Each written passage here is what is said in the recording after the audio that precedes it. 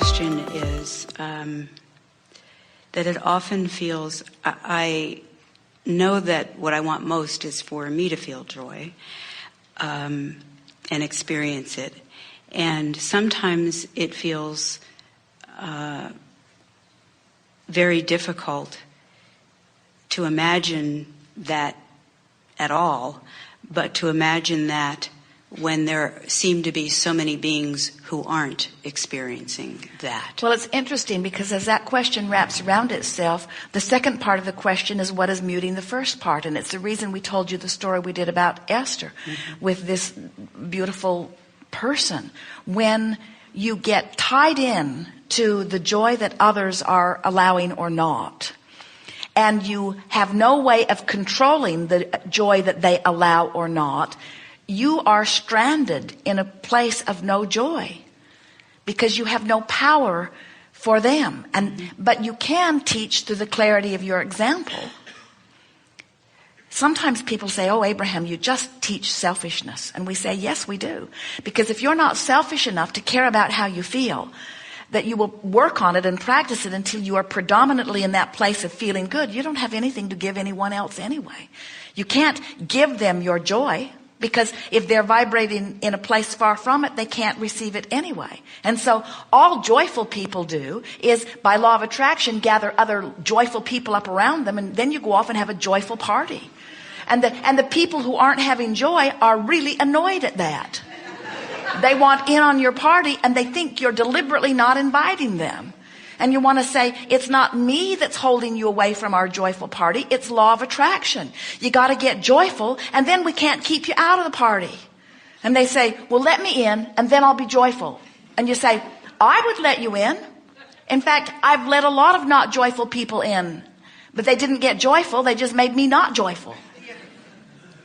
Law of attraction is the keeper of that gate, so to speak, you see. And so when you give the responsibility of attraction to law of attraction, and then you just tend to your own crack, to your own gap, to your own vibrational relationship between who you are, then you experience more and more joy. So let's play that out. So you weren't joyful, you wanted to be, you launched rockets, and you attracted a way to become more joyful. So you're managing your joy pretty well. Not doing as well as you'd like to, but you're, in relative terms, as you look around the planet, you're doing very well joy-wise. But you feel guilty about being joyful.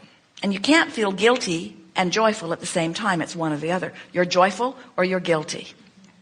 They're very different vibrations.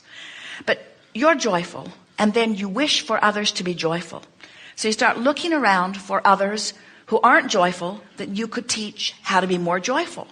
But when you look at them in their not joy, you activate the vibration that is still present within you because you yourself remember not being joyful. And now you feel negative emotion. And now it feels like if they would just become joyful, you would feel better. And we say, of course you would. But you have no control over whether they do or not. So you have to leave them and their lack of joy out of your equation, which doesn't feel like the Good Samaritan at all, does it? Doesn't feel like someone with compassion. It doesn't feel like someone who cares about them. So then the question is, how can I, in my thriving, be of value to those who aren't? How can I, in my joy, be of value to those who are not joyful? And we say, you really can't. You're on vibrational wavelengths that are different. And then you say, but I want to be of value to them. And we say, life is of value to them. The contrast is causing them to want. And as their life causes them to want something that you are living, they might catch a glimpse of it when they are in letting their negative guard down, when they are not beating the drum of what's going wrong. In your joy, you might be able to be an influence to bring them into a better feeling place. This is the struggle that powerful teachers have felt from the beginning of time. How can I uplift another? And we say, well, first of all, you got to be where they want to be in order to lift them. And next, you have to not see them as broken or you don't have access to them. So you cannot acknowledge their deficiency of joy and coax them into more joy at the same time. That's why it helps to say, I am where I am, and you are where you are, and where you are is okay. The reason that healers like Jesus, and there have been so many, actually could influence illness into wellness is because he practiced so clearly his picture of you in your wholeness that no matter what you were temporarily living, he did not see it. He did not see your lack of wellness, and he did not see your lack of joy. He saw you as you really are, as most of you is, because that's the part of you that he was attuned to. And then as he stood in your presence and held you in his gaze, in his place of connection, where one is more powerful than millions who are not, he flooded your environment with the energy of well-being. And some of you raised in that vibration. And then he said, go forth and tell no one. Because he knew if you went home and talked about it, they'd talk you right back into wherever you were before. So uplifting is about, first of all, being there and not seeing someone who is not there, because as soon as you see someone who's not there, you activate that vibration, and then there you go, you see. And that's what's been muting your joy for quite some time. You care so deeply about where the others are that you find empathy with where they are. And when you find empathy with where they are, instead of you uplifting them, they downlifted you, you see. So the key is to get into that good feeling place and then dart in and out with shorter frequency. In other words, get happy, then dart in and dart out. Get happy, dart in and dart out. Get happy, dart in and dart out. And try to maintain the balance between, in other words, any of you, we promise you, if you watch CNN very long, you will be there. You just cannot watch what's going on with any sort of concentration without losing connection to who you are. And if you watch it long enough, you'll activate a vibration within you that will start attracting into your experience the very thing that you're watching, until you will then proclaim that the whole world is in this mess. And the whole world isn't in this mess, but the mess is getting bigger and bigger. The more attention, the more of you give to it, you see. So how do I look at something like that and not put my head in the sand? How do I be of value? How do I witness something that's happening on a world scope or on an individual scope? How do I see it and be of value? How do I not get sucked into what's gone wrong? How do I be of value? And we say, you see it, you let your desire be born out of it, and then you give your undivided attention to your desire. That's the way you do it.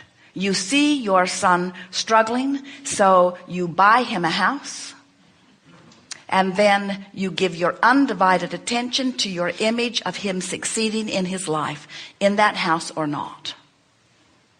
You train yourself into the thoughts that feel best to you. And as you do, you come back into alignment with who you are. You get so sure-footed in that then you can witness things that aren't up there in that good feeling place without you being drawn away from your good feeling place.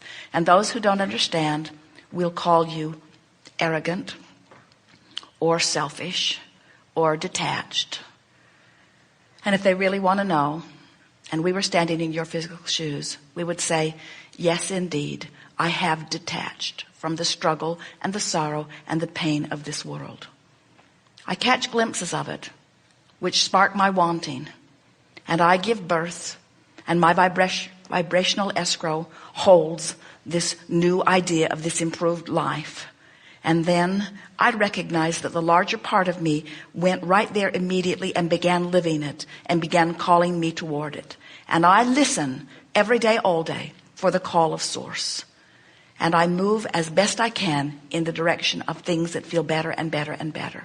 And yes, friends, we would say to them, I do hang out in a place of feeling really good most of the time, because I've discovered that that is naturally who I am.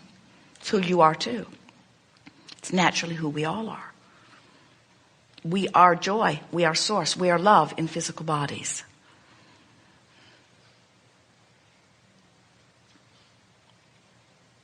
Enough?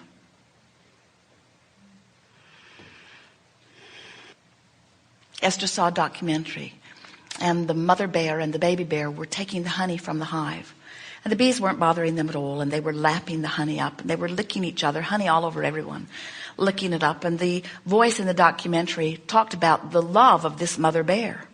And Esther thought, I wonder if this mother bear has love for her baby or if she just likes honey. It was really hard to know what a bear feels. And that night, Esther dreamed. And she was the baby bear. And the mother bear was licking her. And they both had honey all over them. And Esther felt the most powerful, profound love coming from her mother bear that she had ever experienced. We want you to know that love is the basis of your world. And it is present in everything that allows it, you see. And just because there is a particle of someone, something, somewhere that isn't allowing it, does not mean that it is not the pervasive basis of your time-space reality. And when you slip into it, it will surround you. And when you're standing in a pocket without it, sometimes it feels like it isn't pervasive, but it is our promise to you that it is. Every human on the planet could watch CNN and get involved in some terrible thought and disallow for a time the well-being that is flowing. But we promise you, the new ones that are being born are filled with it. The beasts of your planet are filled with it. In other words, the power of the well-being of your planet. It is the most powerful stream that exists. And while you may hold yourself apart from it temporarily, it cannot last. And as we've said to you several times here today, we're just wanting you to experience the deliciousness of going with the flow of that love and well-being before you croak. But if you don't, you'll do it when you croak. Very good.